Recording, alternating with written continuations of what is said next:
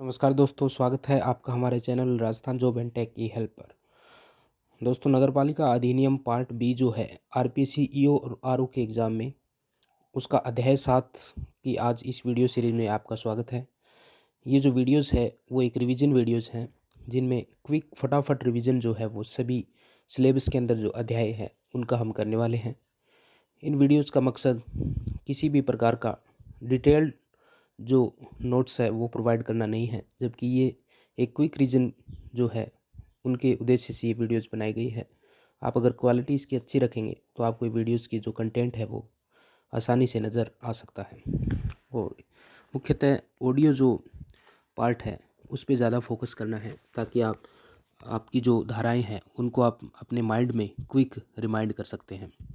सभी अध्याय जो धाराएं हैं उनको आप मन में एक बार उनका रिवीजन कर सकते हैं फटाफट। तो चलिए शुरू करते हैं अध्याय 7। इसमें धारा 101 से लेकर 140 का उल्लेख है। अध्याय जो 7 है उसमें नगरपालिका के राजस्व के संबंध में जानकारी दी गई है, रेवेन्यू ऑफ म्यूनिसिपैलिटी। तो सबसे पहले शुरू करते हैं धारा 101 से, जिसमें नगरपालिका के आंतरिक राजस्व के बारे में यहाँ पर बताया गया है। नगरपालिका की अगर बात करें आंतरिक राजस्व की, तो उसके 3 सोर्सेज यहाँ पर बताए गए हैं, जिसमें नगरपालिका टैक्स लगा सकती है, यूजर से चार्जेस वसूल सकती है जिनको उपभोक्ता प्रभार बोलते हैं, या विनियामक फीसेस या जुर्माना भी वसूल कर सकती है, जिसके रूप में नगरपालिका को आंतरिक राजस्व की प्राप्ति होती है। धारा 102 की अगर बात करें तो इसमें नगरपालिका के बाध्यकारी कर यानी ऑब्लिगेटेड टैक्सेस के बारे में यहाँ पर उल्लेख किया गया है। राज्य सरकार अधिसूचना जारी करके नगरपालिका को इस चीज़ के लिए अधिकृत कर सकती है कि नगरपालिका टैक्स वसूली कर सकती है, जिसकी पावर अगर शामिल करें तो टैक्सेस जो नगरपालिका वसूल कर सकती है उसमें भूमि, भवन, व्यापार व वृत्ति पर जो टैक्सेस है वो नगरपालिका लगा सकती है। नगरपालिका सड़क मार्ग जो हैं, प्रदूषण वाले उद्योग जो हैं, व्यापार जो हैं, उन पे टैक्सेस लगा सकती है, या डिस्प्ले बोर्ड्स जो होते हैं उन पे भी, या संविधान द्वारा प्रदत्त अन्य कोई टैक्स है उन पे नगरपालिका बाध्यकारी कर जो है वो वसूल सकती है। हालांकि नगरपालिका अगर राज्य सरकार से अनुरोध करे तो राज्य सरकार इन टैक्सेस को अबॉलिश भी कर सकती है या अल्टर भी कर सकती है, यानी राज्य सरकार टैक्सेस को स्थगित भी कर सकती है, बशर्ते कि नगरपालिका राज्य सरकार से अनुरोध करे। धारा 103 में अन्य करों का उल्लेख है, जिसमें यान, मोटरयान, नौकायान, तीर्थयात्री या पर्यटन पर टैक्सेस, रोशनी इत्यादि पर टैक्सेस, अग्निशमन पर टैक्सेस, स्टाम्प शुल्क का 10% का जो टैक्स है वो, गैर आवासीय पार्किंग में टैक्सेस, या संविधान द्वारा प्रदत्त अन्य टैक्सेस जो है उनका उल्लेख अन्य कर में किया गया है, जिसमें धारा 103 है। धारा 104 की अगर बात करें तो इसमें यूजर चार्जेज जो है, यूजर से सेवा के बदले किसी भी ठोस अपशिष्ट, मल वहन, नागरिक सेवाओं या पार्किंग या गैर आवासीय भवन के लिए राज्य सरकार नियमों के अनुसार उपभोक्ताओं से प्रभार ले सकती है, जिसमें मुख्यतः सेवा के बदले जो है यूजर से चार्जेस लिए जाते हैं। धारा 105 की अगर बात करें तो फीस, जुर्माने, उद्घृत करने की शक्तियों का उल्लेख है। नगरपालिका मकान नक्शा की मंजूरी देने या लाइसेंस प्रोवाइड करवाने के एवज में जन्म मृत्यु प्रमाण पत्र से रिलेटेड शुल्क वसूल सकती है, जिनमें 105 में इनको शक्ति दी गई है। धारा 106 की अगर बात करें तो इसमें विकास प्रभार को उद्घृत करने की शक्ति यहाँ पर नगरपालिका को दी गई है। अगर नगरपालिका क्षेत्र में कोई 14 मीटर से ऊंचा कोई अधिक ऊंचाई का भवन है या कोई विकास योजना बनानी है तो उसके लिए अग्रिम जमा राशि उनको नगरपालिका में करवानी पड़ती है, जो ओनर होता है उनको। पुनर्विकास अगर कोई योजना बनानी है तो इसमें बेनिफिशरी यानी हितधारक जो है वो नगरपालिका की निधि में उनको कुछ अमाउंट अग्रिम जमा करवानी पड़ती है, जिसका लेखा अलग से रखा जाता है। धारा 107 की अगर बात करें तो इसमें करारोपण से छूट का उल्लेख किया गया है। रिलैक्सेशन फ्रॉम टैक्सेशन, यानी नगरपालिका की स्वयं की अगर कोई संपत्ति है, केंद्र सरकार की अगर कोई संपत्ति है, राज्य सरकार की अगर कोई संपत्ति है, या कोई धार्मिक पूजा स्थल है, या लोक प्रयोजन से संबंधित कोई स्थान है जैसे हॉस्पिटल्स, और ये जो स्थान है इनको टैक्सेस से छूट दी जा सकती है। इसके अलावा राज्य सरकार अगर राजपत्र में किसी स्थान का उल्लेख कर दे तो उसको भी करारोपण से छूट यहाँ पर धारा 107 में उल्लेखित है। 26 जनवरी 1950 से पहले जो टैक्सेस वसूले जाते थे वे टैक्सेस भी अभी नगरपालिका अधिनियम 2009 के अंतर्गत करारोपण में यहाँ पर वसूले जाएंगे। धारा 108 की अगर बात करें तो इसमें कर अधिरोपण से पूर्व की जो प्रक्रिया है उसका उल्लेख किया गया है कि टैक्सेस लगने से पहले क्या प्रक्रियाएं अपनाई जाती हैं। तो इसके हम 3 चरण में इनको समझ सकते हैं। प्रथम चरण में 103 जो है उसमें टैक्सेस का चुनाव होता है कि किस प्रकार का टैक्सेस यहाँ पर लगना है, उसकी क्या दर होगी तथा कितनी किस्तों में या छूट के रूप में या टैक्स दायी कौन है, इसका चुनाव किया जाता है। द्वितीय जो चरण है उसमें प्रथम अनुसूची में राज्य सरकार इसको प्रकाशित कर टैक्सेस के बारे में जानकारी दे सकती है। यहाँ पर 1 माह का समय होता है जिसमें किसी भी टैक्स दायी जो होता है वो आक्षेप यहाँ पर लगा सकता है।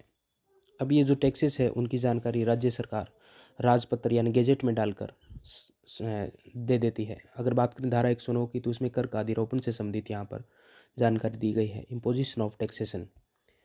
अगर बात करें 1 अप्रैल से पहले के जो टैक्सेस होते हैं वो वार्षिक एनुअली वसूले जाते हैं। 1 जुलाई, 1 अक्टूबर और 1 जनवरी को जो टैक्सेस की जो डेट है कर अधिरोपण की दिनांक, वो त्रैमासिक रूप से वसूले जाते हैं।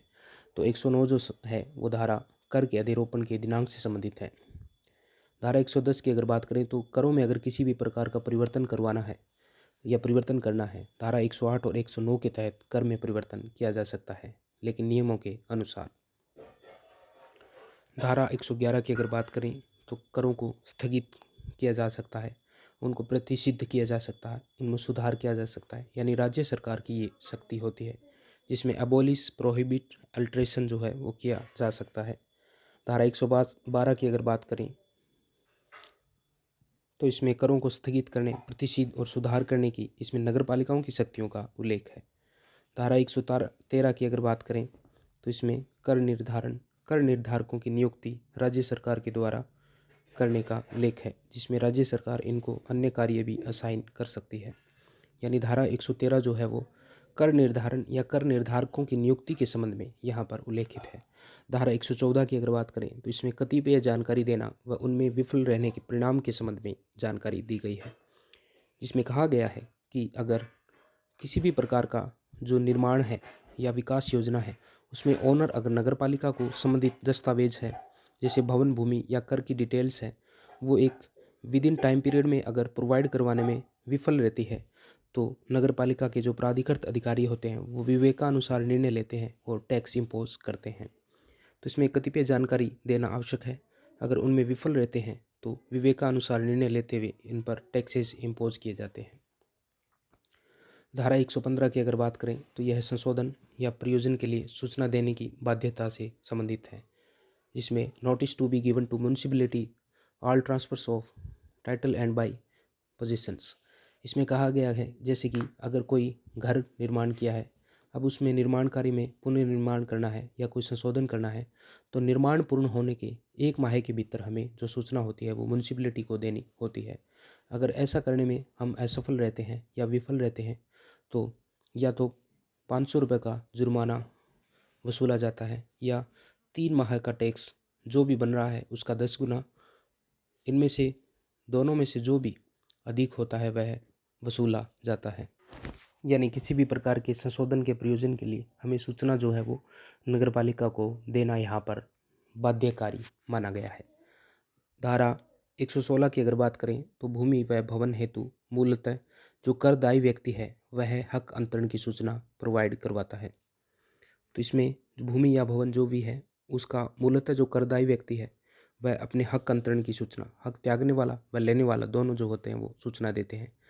दूसरे केस में अगर जो हक मूलतः करदायी व्यक्ति है उसकी मृत्यु हो जाती है तो उसका जो वारिस है, सक्सेसर जो है, उसकी सूचना नगरपालिका को निर्धारित प्रारूप में प्रोवाइड करवाएंगे। धारा 117 में उस प्रारूप का जिक्र किया गया है जिसमें मूलतः करदायी व्यक्ति जो होता है उसको हक अंतरण की सूचना किस प्रारूप में देनी है।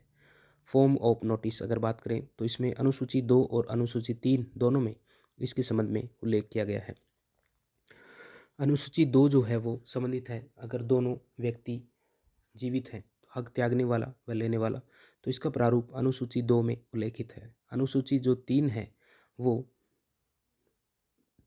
करदायी व्यक्ति की मृत्यु होने के पश्चात सक्सेसर जो होता है उसके लिए यहाँ पर बनाई गई है।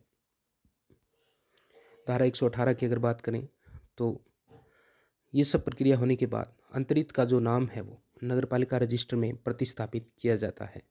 धारा 119 में अगर बात करें, अंतरण के अभाव में भूमि या भवन हेतु जो लायबिलिटी जो होती है, संदाय का जो दायित्व होता है, वो अगर हक अंतरण करवाने में असफल रहते हैं तो मूलतः जो व्यक्ति होता है करदायी उसी पर भी बना रहता है, यानी ओनर पे ही हक अंतरण की सूचना के अभाव में माना जाता है दायित्व जो है। धारा 120 की अगर बात करें तो इसमें उल्लेख है कि जो कर है वो मूलतः किससे उद्घृत किया जा सकता है, तो स्वामी से या उसके अधिभोगी से, पट्टेदार से या उप पट्टेदार से जो है वो कर मूलतः उद्घृत किया जा सकता है। धारा 121 की अगर बात करें तो इसमें कराधान से संबंधित अपील का यहाँ पर जिक्र किया गया है।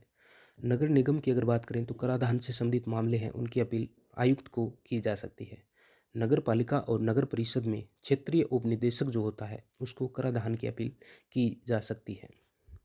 धारा 122 जो है वो परिसीमा और दावाकृत कर का पूर्व निक्षेप से संबंधित है, जिसकी सूचना 30 दिन के भीतर हमें देनी होती है, जिसकी शर्त यह है कि 25% राशि जमा करवाकर दावाकृत राशि का हम परिसीमा और दावाकृत का पूर्व निक्षेप कर सकते हैं।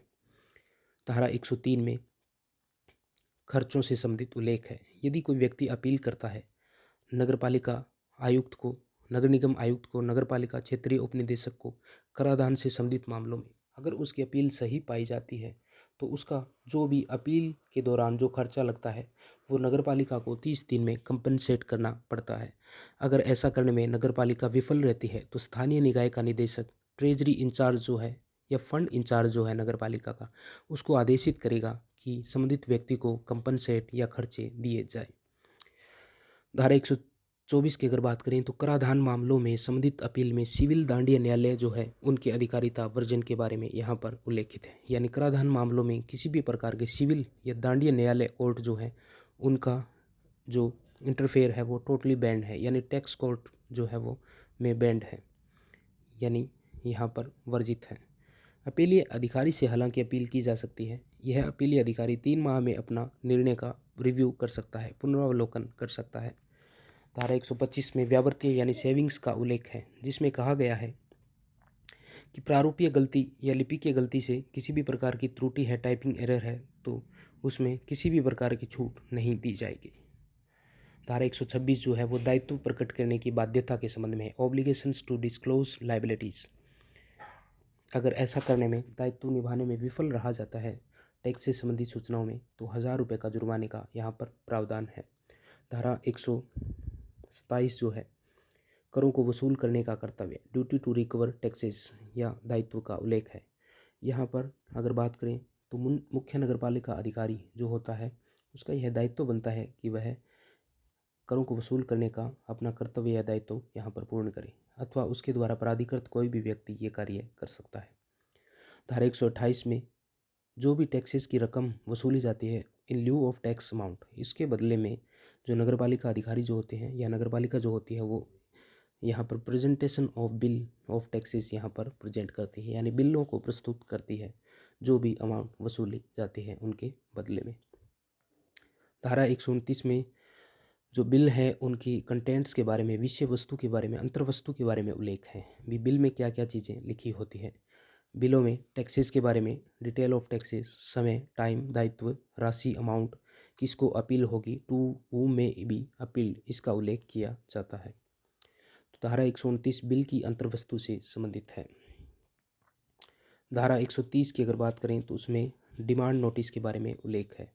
मांग का नोटिस, अगर मांग का नोटिस की अगर बात करें तो बिल के समय के अंतिम दिनांक से 15 दिनों के भीतर यह मांग का नोटिस दिया जाना आवश्यक होता है, जिसका प्रारूप 4th अनुसूची में 4th शेड्यूल में उल्लेखित किया गया है। अब आगे की जो धाराएं हैं 131, 32, 33 और 34 वो वारंट से संबंधित है। अगर कोई भी टैक्सेस जो होता है वो पे करने में विफल रहता है तो उनके खिलाफ वारंट जारी किया जा सकता है, तो उनका उल्लेख धारा 131, 32, 33 और 134 में उल्लेख है। तो चलिए 131 के बारे में समझते हैं। 131 जो धारा है उसमें बताया गया है कि किन मामलों में वारंट जारी किया जा सकता है। तो नंबर 1, अगर राशि जमा नहीं होती है। नंबर 2, अगर वारंट इशू 3 साल अगर बीत जाए, उस दौरान भी अपील नहीं की जाती है, तो वारंट जारी नहीं हो सकता। अपील नहीं होने के केस में नगरपालिका के अंदर का ही अधिकारी अगर है, तो उसके नाम से वारंट संबोधित किया जाता है, और जो कि अगर 3 साल बीत जाए तो उसके पश्चात वारंट जारी नहीं होता है। जो वसूली होती है वो बकाया राजस्व के रूप में बाद में की जाती है। अगर नगरपालिका के बाहर का कोई व्यक्ति संबंधित है, तो उसके खिलाफ वारंट दूसरी नगरपालिका के अधिकारी को संबोधित करते हुए जारी होता है। अगर रूरल और अर्बन अगर रूरल एरियाज़ की बात करें, तो गांव और क्षेत्र जो है उनमें तहसीलदार जो संबंधित होते हैं उनके नाम से संबोधित किया जा सकता है। वारंट जो है वो तहसीलदार के संबोधन में जारी किया जाता है। धारा 132 की अगर बात करें तो वारंट निष्पादन हेतु बलपूर्वक प्रवेश के बारे में यहाँ पर उल्लेख है। Forcibly entry to execute warrant, सूर्योदय व सूर्यास्त के बीच में वारंट निष्पादन हेतु जो संबंधित बलपूर्वक प्रवेश है वो किया जा सकता है। बलपूर्वक यहाँ पर घुसने का उल्लेख धारा 132 में है। महिलाएं जो अगर वहाँ पर संबंधित स्थल पर है तो 3 घंटे पूर्व हमें इसकी सूचना वहाँ पर पहुँचानी होती है। तो ये वारंट एग्जीक्यूशन से संबंधित बलपूर्वक प्रवेश के संबंध में ये धारा 132 है। धारा 133 की अगर बात करें तो वारंट के निष्पादन की जो रीति है उसका उल्लेख किया गया है। तो यहाँ पर कुछ यहाँ पर बिंदु है जिनकी नीलामी हम नहीं कर सकते। महिलाओं और बच्चों के अगर कपड़े हैं, किसी भी कारीगर के या शिल्पी के औजार या उपकरण हैं, उनकी नीलामी नहीं की जा सकती। किसानों के कृषि उपकरण अगर हैं, भोजन बर्तन आदि की नीलामी नहीं हो सकती। 2 प्रकार की संपत्ति की अगर बात करें तो एक होती है स्थावर संपत्ति, एक होती है जंगम संपत्ति। जंगम संपत्ति के संबंध में 6ठी अनुसूची में नोटिस दिया जाना आवश्यक है, जो भी संपत्ति का ओनर है उसको। स्थावर संपत्ति की अगर बात करें तो उसमें ओनर न तो उसको बेच सकता है, न ही उससे लाभ कमा सकता है, न ही किराया वगैरह पर दे सकता है।